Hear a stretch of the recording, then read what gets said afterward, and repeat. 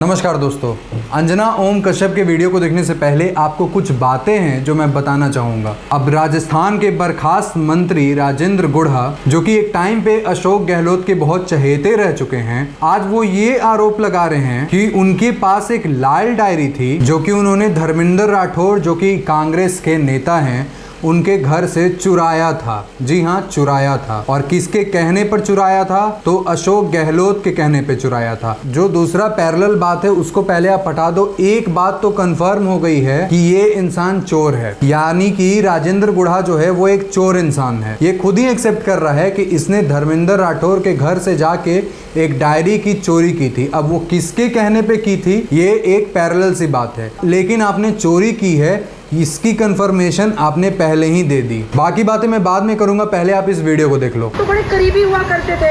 आपका दावा क्या है? आपका दावा एक सेकंड दावा आपका क्या है कि धर्मेंद्र राठौर के घर से लाल डायरी लाने के लिए आपको वहां पर गहलोत साहब ने भेजा? आप ये कह रहे हैं ना। और जब आप लाए तो उन्होंने कहा कि तुमने तो हॉलीवुड फिल्म्स को भी सरपास कर दिया, आपकी पीठ थपथपाई।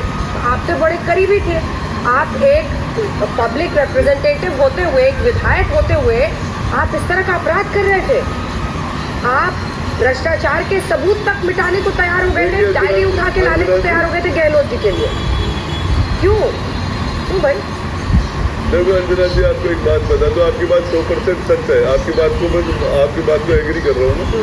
और इसको कहीं मुख्यमंत्री जी मेरे घर गए थे, यहाँ से 150 किलोमीटर हेलीकॉप्टर लेके गए थे मेरे बेटे के जन्मदिन पर, पिछले 9 सितंबर को।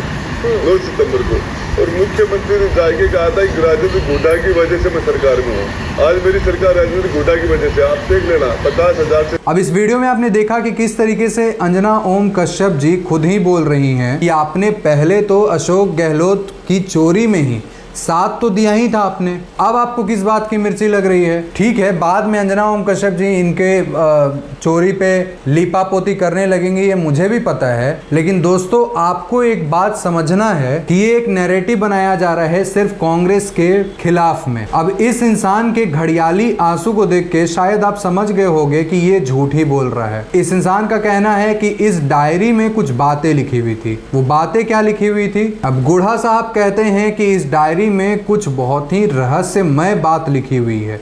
रहस्यमय बात क्या है आप ये जानिए। ये कहते हैं विधायकों को अपने पाले में करने के लिए खरीद फरोख्त का हिसाब दर्ज था इस डायरी में। यही नहीं, इसमें राज्यसभा चुनाव में भी संख्या बल के जुगाड़ करने के लिए खरीद फरोख्त का हिसाब दर्ज था। इस लाल डायरी में राजस्थान क्रिकेट चुनाव में खरीद फरोख्त का हिसाब था। गुढ़ा ने कहा इन्होंने, यानी कि अशोक गहलोत, जो भी काले कारनामे किए हैं इनमें से कुछ उसमें दर्ज थे।